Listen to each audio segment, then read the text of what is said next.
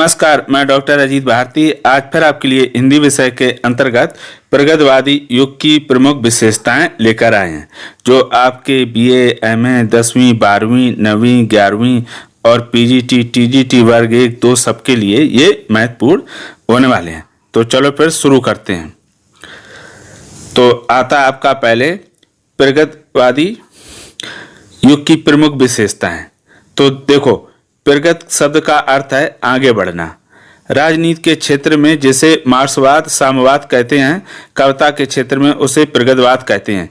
इसका समय 1936 ईस्वी से 1943 ईस्वी तक माना जाता है। समाज का प्रत्येक वर्ग प्रगति करना चाहता है।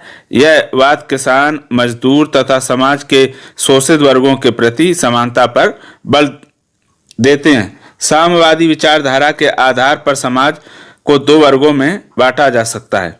एक पहला हो जाएगा शोषक वर्ग और दूसरा हो जाएगा शोषित वर्ग। तो देखो, इसमें कुछ महत्वपूर्ण बातें समझ में आई। एक तो प्रगति का शाब्दिक अर्थ क्या, आगे बढ़ना। समय इसका क्या, 1936 से 43 तक। और यह बात किसान, मजदूर, समाज, शोषित वर्गों के प्रति समानता पर बल देता है। ध्यान रखना, यानी इस युग के कवियों का मानना कि समाज में जो गरीब अमीर है उनके बीच की खाई को पाट देना, यानी पूरी कर देनी चाहिए। जो गरीब हैं, जो अमीर हैं, वो गरीबों की मदद करें ताकि वो भी उनके बराबर आ सके, ऐसी इनकी मान्यता है। अब आते हैं एक एक करके हम बिंदु समझते हैं। तो पहला बिंदु दिया है क्रांति का स्वर। इस युग के कवियों ने समाज के हर वर्ग के प्रति किए जाने वाले शोषण के विरुद्ध क्रांति का स्वर बुलंद किया है।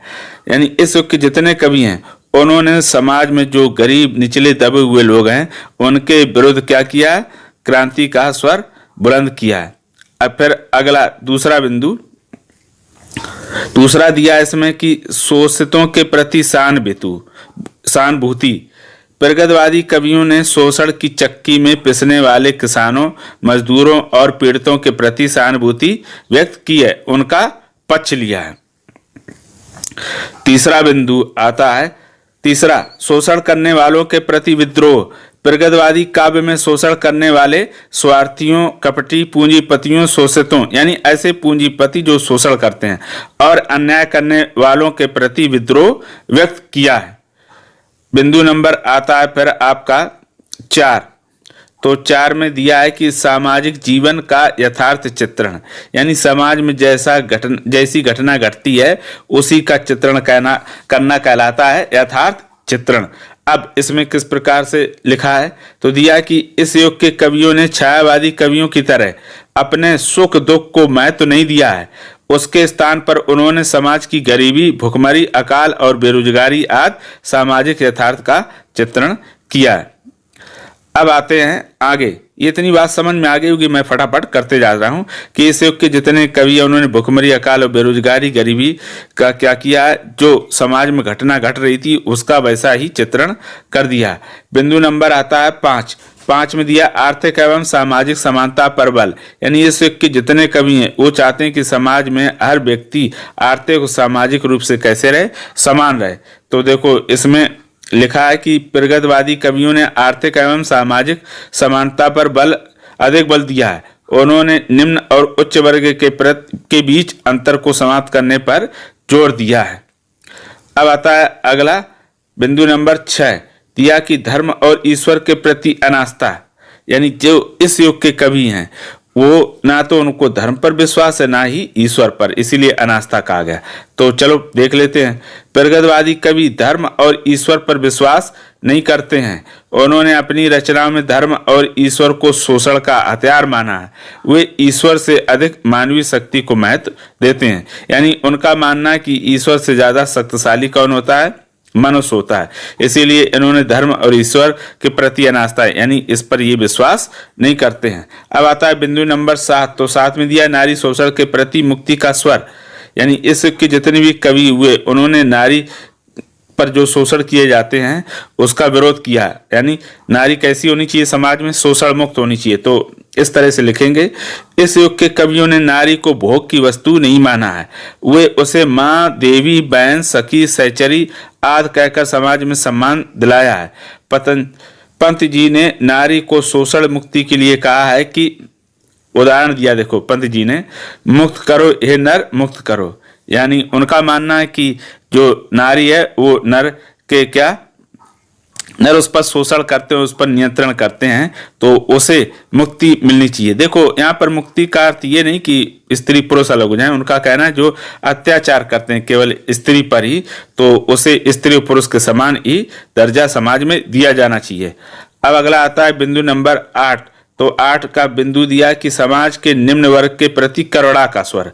तो लिखेंगे, प्रगतिवादी कवियों ने समाज के निम्न वर्ग, मजदूर, किसान, भिखारी इत्यादि के प्रति अपना करुण भाव व्यक्त किया है। यानी जो इस युग के कवि हैं उन्होंने जो गरीब तबके के लोग हैं उनके प्रति अपना क्या सहानुभूति या उनका हृदय कैसा करुणा दिखाया गया है। तो उदाहरण दिया है कैसा, वह तोड़ती पत्थर इलाहाबाद के पथ पर, नहीं कोई छायादार वृक्ष। तो आप ये बताइएगा कि ये लाइनें किसकी हैं। ठीक, तो ये लाइनें किसकी हैं, सूर्यकांत त्रिपाठी निराला की। तो यहाँ पर देखो एक मजदूरन है जो पत्थर तोड़ती है और कवि उसको देखता है तभी ये लिखता है, यानी उसकी इस मजदूरन के प्रति क्या है, सहानुभूति है, यानी करुणा है, दया आती है उनको। अगला बिंदु नंबर है 9, भाग्य की अपेक्षा कर्म की श्रेष्ठता पर बल देना। यानी इस युग के जितने भी कवि हैं वो क्या करते हैं, वो भाग्य पर कम और कर्म पर अधिक बल देते हैं। कैसे, इस युग के कवियों ने अपनी रचनाओं में भाग्य की अपेक्षा कर्म को महत्व दिया है। भाग्यवाद को पूंजीवादी शोषण को एक हथियार के रूप में की तरह प्रयोग करते हैं, यानी शोषण को ही रहेगा। आगे समझ में, कहते कि जैसे समाज में लोग कहते नहीं कि उसका भाग्य खराब है, तो ऐसा कहकर क्या करते हैं, हम अपने आप को संतुष्ट करते, सामने वाले को नहीं कर सकते। जबकि इस कवियों का मानना जो व्यक्ति कर्म करता है वही क्या उसका भाग बदल जाता है। लेकिन कुछ लोग दूसरों को भाग कहते, भाग्य में लिखा है तो इससे ज्यादा हो नहीं सकता, ऐसा करके उसे भ्रमित करते हैं, जबकि ये के कवि ये सब गलत मानते हैं। फिर बिंदु नंबर आता है तुम्हारा 10। तो 10 में दिया प्रतीकों का प्रयोग। प्रगतिवादी कवियों ने अपनी भावनाओं को स्पष्ट करने के लिए प्रतीकों का सहारा लिया। देखो प्रतीक का सहारा जानते ऐसे, जैसे मान लो आपने हिंदी मूवी में देखा होगा कि जब कोई नायक या नायिका अस्पताल में किसी दुर्घटना के कारण भर्ती होता है या होती है, तो अगर नायक भर्ती है तो नायिका कहाँ जाएगी, मंदिर में दिया लेकर। अगर उसका दिया जलता रहा पूजा होने के बाद तो उसका पति जीवित रहेगा, और दिया बुझ गया तो फिर वो मर गया। यानी दिया का जलना और बुझना क्या है, प्रतीक है किसका, उसके सुहाग के जीवित रहने का। ठीक है, तो ये ऐसे उन्होंने बहुत सारी अपनी भावनाओं को सीधे सीधे ना कहकर प्रतीकों के माध्यम से सबके सामने प्रस्तुत किया है। फिर आता है बिंदु नंबर 11, सरल भाषा का प्रयोग। इस युग के कवियों ने अपनी रचनाओं में सरल और सुगम भाषा का प्रयोग किया है। कहीं कहीं पर अंग्रेजी और उर्दू भाषा के शब्द भी दिखाई देते। देखो ये सब कौन से हैं, आधुनिक के कवि हैं और इन्होंने खड़ी बोली का ही प्रयोग किया। अब आते हैं हम प्रगतिवादी जो युग की प्रमुख विशेषताएं हैं उनके, तो कवि और रचनाएं। देखो ये दिया है कवि और रचनाएं, तो प्रमुख हैं उन्हीं का। तो पहला बिंदु नागार्जुन। तो नागार्जुन की रचना कौन कौन सी हैं, युगधारा, सतरंगे पंखों वाली, तुमने कहा था। दूसरा आता केदारनाथ अग्रवाल। तो इनकी रचना है युग की गंगा, नींद के बादल, अपूर्व। फिर तीसरा त्रिलोचन। तो त्रिलोचन में मैं उस जनपद का कवि हूँ धरती। फिर चौथा रागे राघव। तो इनकी रचना का नाम है पांचाली, मेधावी, राके दीपक। फिर पांचवा शिव मंगल सिंह सुमन। तो इनकी रचना का नाम है वाड़ी की व्यथा, जीवन के गान। तो ये देखो हमने कुल 5 आपके सामने कवि और उनकी प्रमुख रचनाओं को प्रस्तुत किया है। यहाँ पर हम विस्तार से या बहुत सारी रचनाओं को आपके सामने प्रस्तुत नहीं कर सकते हैं। ठीक, हमने संक्षेप में विशेषताएं ली और कुछ प्रमुख कवि और उनकी रचनाएं ली। तो ये आपका जो विशेषताएं हैं वो प्रगतिवादी की वो क्या होगी, समाप्त होगी। अगर इससे संबंधित किसी का कोई प्रश्न हो, डाउट हो तो कमेंट करके हमें अवश्य बताइएगा और ये बताइएगा कि ये प्रमुख विशेषताएं आपको कैसी लगी। तो आशा करता हूं कि ये आपको ठीक ही लगी होगी। अगर ठीक ना भी लगी हो तो हमें कमेंट करके अवश्य बताइएगा। तो फिर आज के लिए इतना ही। अब हम फिर मिलेंगे किसी नए विषय के साथ, तब तक के लिए धन्यवाद।